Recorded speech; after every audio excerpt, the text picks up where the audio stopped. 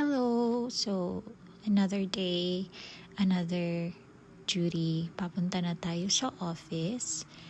And ito yung every night kong ginagawa kasi night shift po tayo. I'm working here in Shanghai, China as a customer success specialist. Yes, BPO po siya. And we're handling American accounts or international accounts. So since EST, CST, MST, and PSD yung mga clients namin. So the good thing about it is that walking distance lang yung apartment namin and yung company. So I think it would take like 5 to 8 minutes something. Depende yan sa paglalakad mo, of course. So nagwo-walk lang, 'di ba? Exercise na rin. And hindi naman masyadong malamig kasi nagta-transition na siya for spring. However, sometimes, ewan ko, siguro sa katawan ko na hindi ako masyadong fan ng lamig. Kaya sometimes nilalamig ako kahit hindi naman masyadong malamig. So, yes, ako po yan. Char.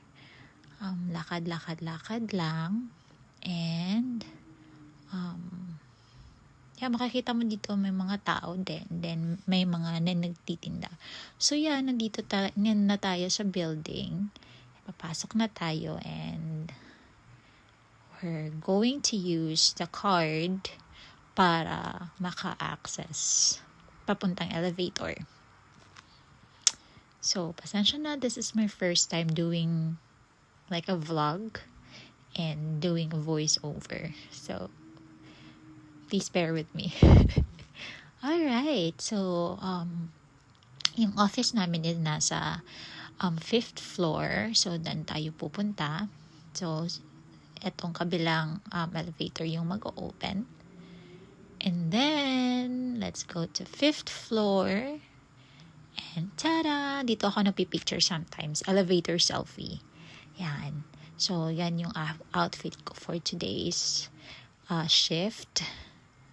Diba? So, okay. And then, nandito na tayo sa office. This is my room. This is where. Tapos ngayon, mag-out na. Diba? Since 5 na, 5:30 akong nag-out kasi medyo late akong nag-in. So, out and pauwi na po tayo. So, natapos ko na yung 8-hour shift ko that time. So, parang continuous lang tong video na to. And then, ang tagal ng elevator magbukas. So, medyo matagal siya. Pasensyahan nyo na po. Alright, so nandito na tayo, pababa na tayo, and umuulan dyan. So, parang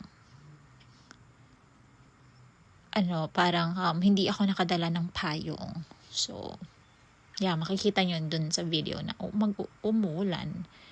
So, hintayin na lang muna natin. Hi, peace. Alright, so nandito na tayo. We will use again the card to exit na naman. Okay, so from there, lakad lang up until makalabas tayo. So, maganda naman dito sa Shanghai. If you need peace of mind, the environment actually is very nice, very peaceful. Medyo struggle lang talaga if in case you're a first-time foreigner. So, umuulan, tapos wala tayong payong. And sorry guys, hindi ko na na-videohan sa paglalakad kasi nga umuulan and wala tayong payong. I'm just using my jacket from that time. And then, okay, hindi ko papakita yung code. Charot. For privacy na rin. Sana all privacy. Alright, so I'm home.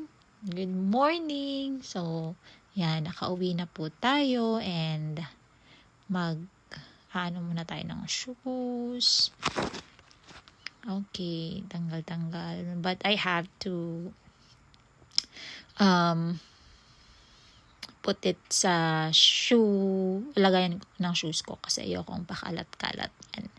Tsaka, I need to wash my socks na lang din bukas if I have time kasi basa na din siya. So, yep. And here's my simple room. And tada! Hi, cuddles! How's your sleep? Charot, sana all nakasleep. So, yep. And after that, mag-wash muna tayo ng face, no? Kasi before mo sleep talaga is need natin mag-wash, mag-double cleanse kasi grabe yung pimples ko dito. So yes, matutulog na po tayo and please don't forget to pray and thank God for all the blessings and ask for guidance and strength kasi hindi madali. So bye guys, that's all for today. Good night!